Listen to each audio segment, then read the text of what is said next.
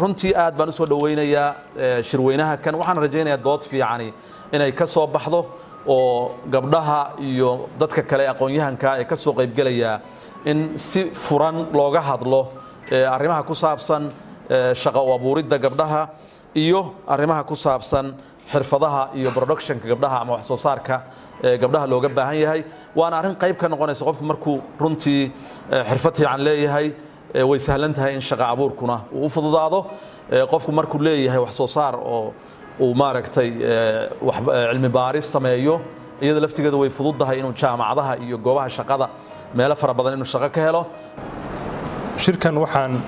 xoog looga hadli doonaa hadduu ilaahay intuu socdo waa gabdhaha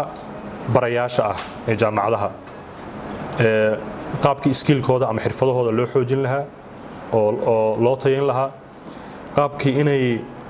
iyaga laftigoodu ay aqoon badan helaan oo ay u helaan fursad badan oo ay aqoon badan ku sii gudbisadaan loogu samayn lahaa qaabkii shaqaalaysiin jaamacadaha laftigooda lagula dadaali lahaa inay barayaal gabdha ah ay maaragtay ku badiyaan jaamacadahooda qaabkii researchka iyo publicationka ay qayb uga ahaan lahaayeen ayaa aad looga doodayaa waxaan rajaynaynaa ilaahay idankiis inay ka soo baxaan talooyin miro dhal ah kaasoo qayb ka noqon doona in markaa wixii ka soo baxa loo gudbiyo meelaha ku habboon oo wasaaradda waxbarashada Puntland iyo daneeyayaasha kaleba si markaa qorshayaasha ay rabaan inay u sameeyaan ay ugu baysgareeyaan marka ugu horeysa waxaan rabnaa wax ka fahanno xirfadaha gabdhaha macallimiinta ah ay u baahan yihiin oo ay leeyihiin oo ka maqan maxaa laga qoray maxaa laga ogyahay maxaa policy ama framework u yaala marka waxaan ku soo koobaynaa taas waa skills and career development oo maanta aan rabno inaan ka hadalno xirfado iyo career in gabadha marka jaamacadda timaado ay leedahay some kind of a plan ama career oo jaamacadda u fududeyso inay ka bilowdo macallimad ay ku noqoto maarta ay samayso PhD ay samayso ay noqoto professor assistant professor associate professor steps bachelor la qaado oo academic ah midda labaad waxaan rabnaa in aan ogaano xagga shaqaalaynta iyo promotionka maxaa laga fahansan yahay maxaa laga og yahay iyo ugu dambeyn ka qayb qaadashada haweenka macallimiinta ah iyo soo saarka cilmiga knowledge production maxay qoraan maxay ilaa hadda wax laga qoriyo Soomaaliya qayb ka qaateen maxaa laga fahansan yahay maxaa la og yahay maxay qoraan maxaa qabada hortaagan maxaa xal ah arrimahaas ayaan ka hadli doonaa sida caadiga ah gabdhaha shaqeeya way ka yar yihiin wiilasha shaqeeya marka la fiiriyo hadii aaleed companies-ka hadii aaleed jaamacadaha hadii aaleed government-ga way ka yar yihiin number ahaan way jiraan gabdho badan oo shaqeeya ma sha Allah laakiin saasay tahay wiili gabdhihii loo baahnaa inay shaqeeyaan oo shaqo ay qabtaan ay bulshadoodu adeegaan way ka yar tahay wiilasha shaqeeya oo shaqooyinka noocaas oo kale oo qabto way ka yar yihiin marka loo fiiriyo gabdhaha wax bartay yaan ku dayan karaa yaa gacanta ay qabanaya idaadihinay yani taasna inaysan jirin annaga bulshadeena Soomaaliyeed ama cilmi baarista ahmiyadeeda aan la dareensanayn ama aan lagu baraarugsanayn waxaa kaloo jiro ma qabno gabdhaha xuquuqda gabdhaha wax u doodo oo badan ma qabno way jiraan laakiin wax oo si hufan u shaqeeyo oo gabdhaha xuquuqdooda ka doodo gabdhaha xuquuqdooda markaan leenahay waxaan ka wadnaa gabadha waxbarashada inay wiilka ula siman tahay maxaa yeelay ilaahay dadkan abuuray qof walbana wuxuu u abuuray bulshada kaalin gooni uu ka leeyahay soo maaha soo qofka gabadha ah inay sida wiilka ay waxbarasho u heli karto oo waxbarashada ayna ku xirnaanin oo wiilka kaliya uuna xaq u yeelanin discrimination kan waan ka gudbi karnaa waan dhaafi karnaa haddii inagu ay naga muuqato commitment-kii waxaa jira wax la yiraahdo lack of access proper knowledge ma ahan inaan leeyahay gabdhaha aqoon ma laha ragga way ka aqoon yar yihiin ma lihi laakiin aqoonta waan leenahay waa la aamusana guryahan la joognaa mana ogolina banaanka usoo saarna so taasaa waxay keenaysaa in layna yidhaahdo gabdhuhu aqoonta ragga ay leeyihiin way ka hooseeyaan sababtoo ah participation muuqda ma lihin taageero guud ma jirta gabdhaha haddii ahaan lahayd dhan technical laga caawiyo haddii ay research samaynayso tusaale ahaan aqoontii u haysaa laakiin habkii technicalka ka maqan iyo qaabka u qori lahayd in marka ayadana aysan jirin cid ka caawinaysa techniciankaas ama qaabkaas oo kale inaysan jirin gabadha Soomaaliyeed professional maaha dhinaca akademiga iyo research salo isticmaalaas wax badan ba yani kalidana dhinaca kale waxay wili waxa haysana dhaqanka Soomaaliga waxa rabna shaqadina la aadno balamaha waa kulidana ina muxuu ahaa wax naga rabo iska soo baxno kulidana gabadhu waa mulisa waxay qaadanaysaa laba bilood markii muxuu ahaa nuujin 2 bilood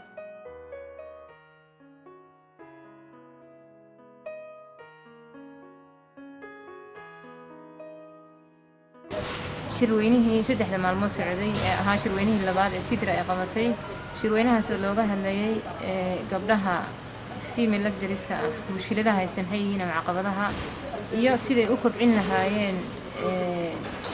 xirfadahooda ku aadan waxbarista ama teachingka iyo sida oo kale maxaa ka hortaagan gabdhaha in ay wax publish gareeyaan ama ay soo bandhigaan researchyaal badan iyo cilmi baaris ay sameeyaan intaas saddexdaas aragtay ugu waaweyneed waxyaabaha aan ku soo qaadanay conference-da horta marka hore ma lihin macnaha basically waxaan tixraac noo ah waxbarashada dhankeeda hadii la dhaho ma lihin jaamacad walba iyo private walba wuxuu isticmaalaa manhaj u gaar ah marka sidaas la arjigeed waxaan ugu yar gabdhaha high education ku soo gudba way jiraan gabdho fiican oo high education ku soo gudba laakiin caqabadaha hortaagan ayaa waxa ah gabdhihii ma helaan waxay ugu baahnaayeen bulshada dhexdeeda sidii la rabay uma helaan waxa laga yaabaa gabadha haday macallimad tahay oo school ama jaamacad tagto sida higher education ka hadlayna jaamacad tagto inay macallimad noqotaba ugu horeenba aysan aqbalaynin ardaydii caqabad ku noqoto ku noqdaan ay dhahaan anaga qof dumar ah nooma noqon karto macallimad waxyaabihii la isku soo qaaday oo uga hadalnay 3 maalin waxa kamid ahaa maalintii koowaad oo uga hadalnay skills-ka ay gabdhaha u baahan yihiin ma helaan iyo sidee ku heli karaan iyo maxay yihiin horta skills-ka ay gabadha macallimad inay noqoto rabto ama ahaba hadda u baahan tahay waxyaabaha kale oo ka hadalnay waxay ahayd gabdhaha oo macallimiinta maxay ugu yar yihiin academic gabdhaha oo jaamacadaha macallimiinta maxay ugu yar yihiin ragga oo Soomaaliya jaamacadaha ku yaala guud ahaan iyo sidee shaqaalaysiintooda iyo dalacsiintooda iyo researcheska oo maanta ka hadalnay iyo publicationska caqabadaha skills-ka ay gabdhaha u baahan yihiin waxa la isku soo qaaday inay ka mid tahay language skills IT skill gabadha markay macallimad tahay inay waxaas dhan ay haysato communication skills research skills public speaking guud ahaan gabdhaha horta waxa ka haysato dhibaato badan dhanka xirfadaha hadii ahaan lahayd isticmaalka kombiyuutarada hadday ahaan lahayd habkii ay ku qori lahaayeen hadday ahaan lahayd isticmaalkii internetka iyo social media iyo inay jiraan caqabadahaas oo dhan marka waxaa jiray waxyaabo markii dadkii la wareysay meesha isugu yimid bulshada inteeda kala duwaneed bahdii waxbarashada qodii dawladda ka socday wasiiradii kulli in dadkii ay isla soo qaadeen ama isla meel dhigeen waxyaabo badan oo ay ka mid ahayd koow in la sameeyo kobcin gabdhaha loogu kobcinay xirfadahooda sida training badan in la sameeyo sidii hadeer ay sidra ka bilowday oo kale trainingkii ahaa gabdhaha macallimiinta ay ku caawinaysay oo kale sida loo diyaariyo proposal ama research proposalkiisa loo diyaariyo oo kale iyo sidoo kale in gabdhaha la siiyo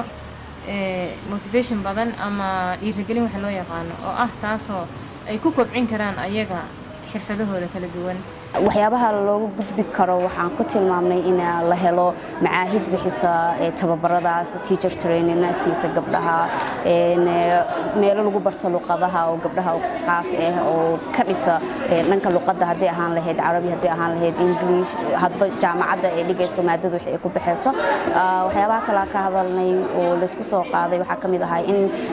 dawladda dhiirigelin ay ka helaan gabdhaha si oo hadhowtii women empowerment loo sameeyo gabdhaha la shaqaaleysiiyo maxay waxa jira jaamacada gabdha ay ka shaqeeyeen ama ay ku yar yihiin guud ahaan jaamacadaha waxyaabahaas oo kale ayaan ka hadlaynay runtii qodobo fiican oo maasha Allah oo la soo bandhigi doono oo Sidra Institute soo bandhigi doono qodobo fiican isla gaarnay jiray oo soo saaray waa kaas 3 maalin marka wax badan ba ka soo baxay kulankaas waxyaabihi ka soo baxay waxa kamid ahaa in si sanad la ah loo qabto kulankaas oo sanad walba la qabto dib loo fiiriyo maxaa noo hirgalay maxaan qabsoomay maxaa aan qabsoomin marka taasay ahayd sababta ugu weyn midda xigta gabdhaha Soomaaliyeed oo macallimiinta ah ama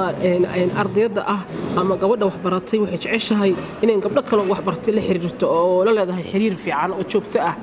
marka baahi weyn baa jirtay in la sameeyo meel gabdhaha ay ku kulmaan ha noqdo shir ha noqdo online platform oo gabdhaha isu keena oo halkaas wax isku weydiiyaan wax ku wadaagaan